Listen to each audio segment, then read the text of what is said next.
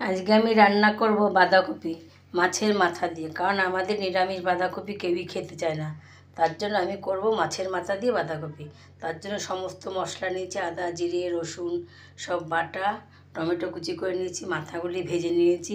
আর কপিটাকে একটু সেদ্ধ করে নিই, কারণ কপিতে ভীষণ বিচ্ছিরি গন্ধ ছাড়ে আর একটা গ্যাস থাকে, ওই জন্য কপিটা সেদ্ধ করে নিলে গ্যাসটা একটু কম হয় আর গন্ধটাও কম হয়। তার জন্য কড়াইশুঁটি দিয়ে আমি কপিটাকে সেদ্ধ করে নিয়েছি। এবার কড়াইতে তেল দিয়ে দিয়েছি, তেলটা গরম হয়ে গেছে।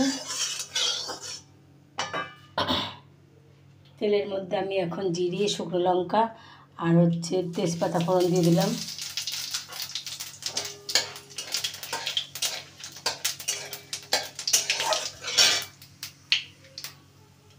এবার দিয়ে দেবো ওর মধ্যে পেঁয়াজ কুচি। পেঁয়াজটাকে ভালো করে লাল লাল করে ভেজে নেব। পেঁয়াজগুলি লাল লাল করে ভাজা হয়ে গেছে। এবার একে একে সব মশলাগুলোকে দিয়ে দেবো। দিয়ে দিলাম আদা বাটা, আদা রসুন বাটা,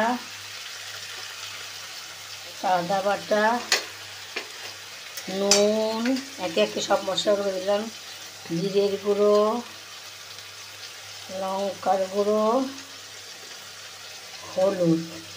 এবার মশলাটাকে ভালো করে কষিয়ে নেব আর দিয়ে দেবো টমেটো কুচি। মশলাটাকে এবার ভালো করে কষিয়ে নেব। মশলাটা কষানো হয়ে গেছে। এবার মাছের মাথাগুলোকে এর মধ্যে দিয়ে দিলাম।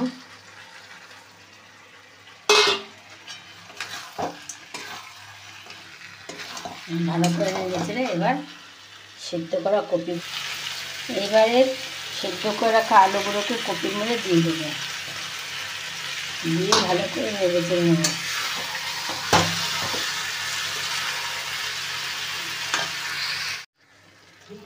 কপিটা হয়ে গেছে। এবার নামানোর আগে একটু গরম মশলা দিয়ে নামিয়ে দেবো। গরম মশলা দিলাম,